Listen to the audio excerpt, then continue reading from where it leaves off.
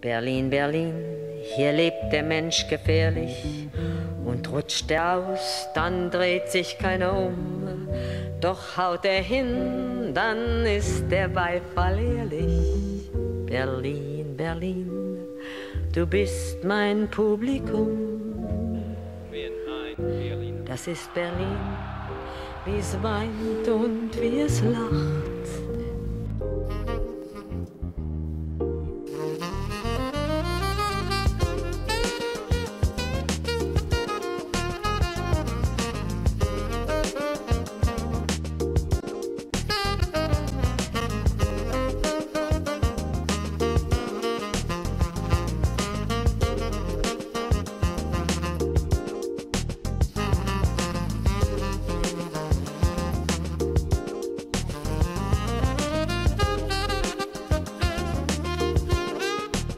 Welcome to a new show of My Berlin. Today I'm meeting the artist Ryan Mendoza. He is the one who brought Rosa Parks' house straight to Wedding Berlin.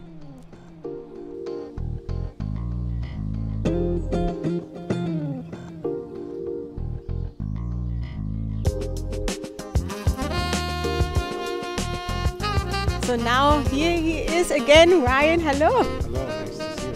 Yeah, thank you for being on My Berlin. My Berlin, I show the works of people and their private lives of people. And this time, I've been here already. You show me your Rosa Parks house. And this time you're going to show me the little bit private side, his working side of Ryan Mendoza. Gladly. Yes. We're going to go inside and then you're going to tell me about it. And I show the TV Berlin viewers the interview we made a couple of weeks ago. Okay, fantastic. Yes. Let's do that. On December 1st, 1955, in Montgomery, Alabama, Rosa Parks refused to give up her seat in the colored section to a white passenger after the white section was filled. Therefore, she was arrested. Because of this act, Rosa Parks became an international icon, an important symbol of the Montgomery bus boycott. The house where Miss Parks lived, once set in Detroit, which belonged to Rosa Parks' brother, was threatened with demolition. Then this wonderful project came to life when Ryan Mendoza approached Rhea McCauley, Rosa Parks' niece. Was our Uncle Park, and we lived here. It's a historic property. I can't begin to say what the civil rights movement, what she has done for the civil rights movement. This is a part of the White House 75-minute documentary, which was shot by the wife from Ryan, Fabia Mendoza. Demolished, and then it's not there anymore for people to talk about the legacy of Rosa Parks. And you know, when Rhea came to me and said, you know, could you do something with this house? I said, let's get it over to Europe, let's sell it to a museum, and let's get money back to the Rosa Parks Foundation, and then everybody wins. Unforgettable, that's how you stay. That's why, darling, it's incredible that someone so unforgettable thinks that I am unforgettable too. Thank you, Ms. Rosa Parks. We love you. God bless you.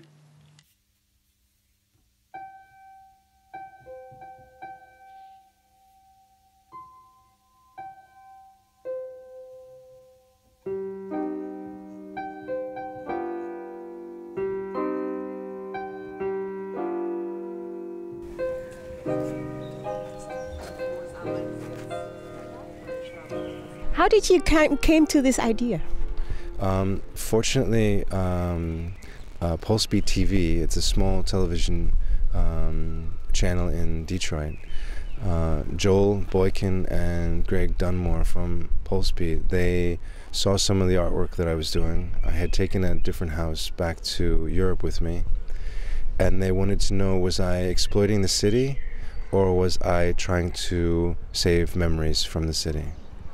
And they decided that I was not a monster, and they introduced me to Rhea McCauley, who's the niece of Rosa Parks. Great. And how long ago was that? How long was the procedure?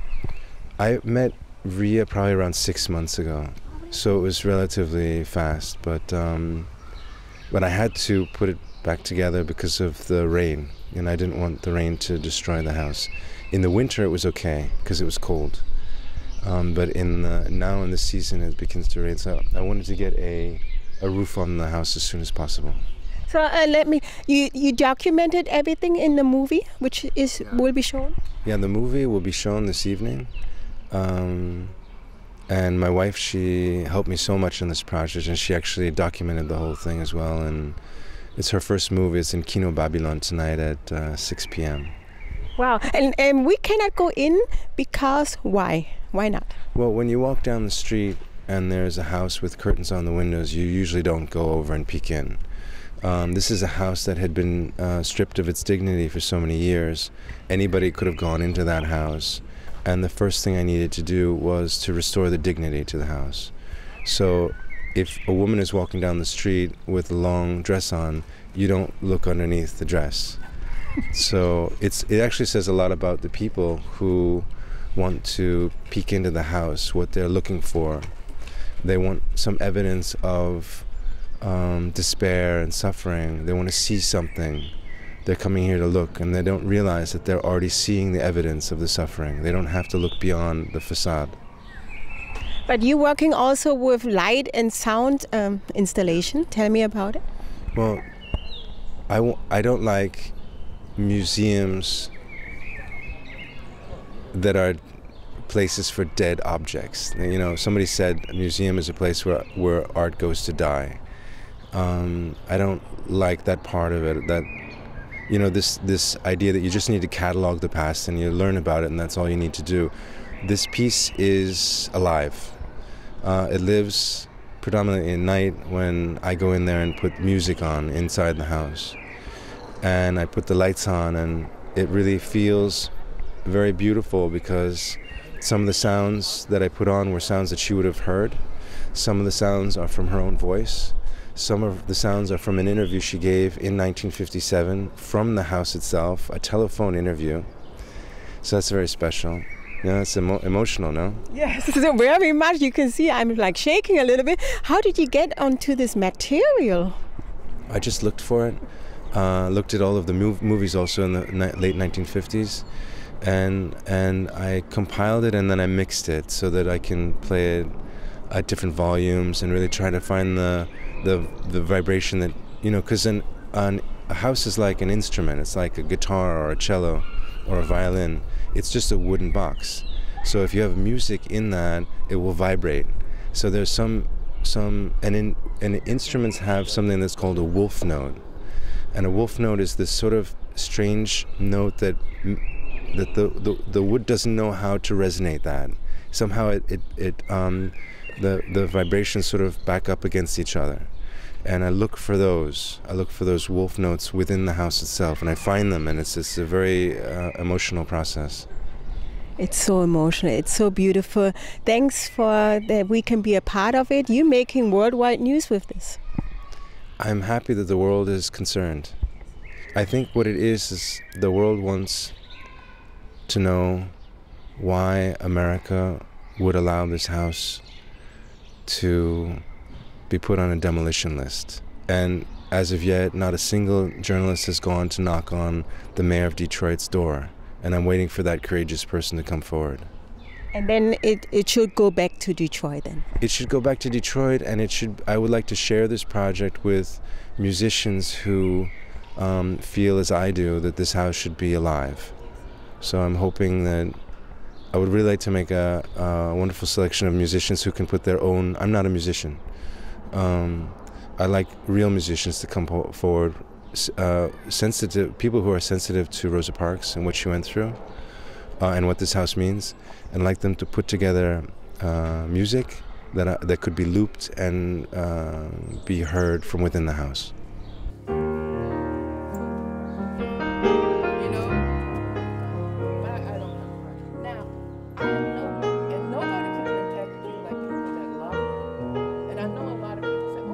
When Ryan approached you with this project, what did you think?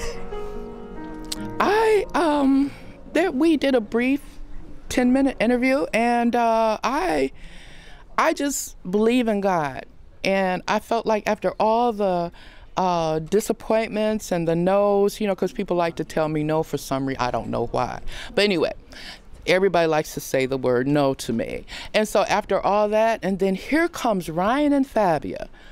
And so I was like a breath of fresh air. I said, finally, it's got to be a baby that's born on earth that can see the vision. But the missing ingredient was Ryan, because he looked at this house and he didn't see an ugly house or a house to be demolished. He saw beauty.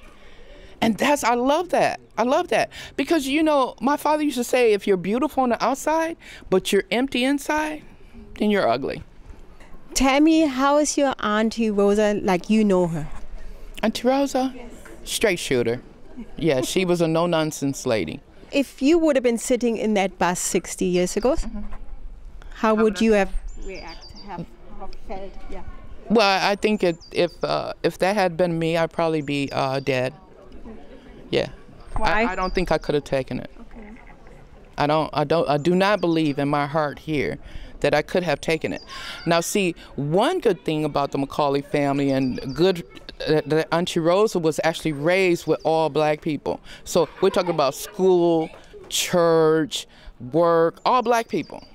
And so she didn't really come in contact with anybody until she was a full-grown woman, you know. And then she started being around other races. But grandmother pretty much kept Auntie Rosa and father protected, insulated from all that. And so basically I grew up the same way too.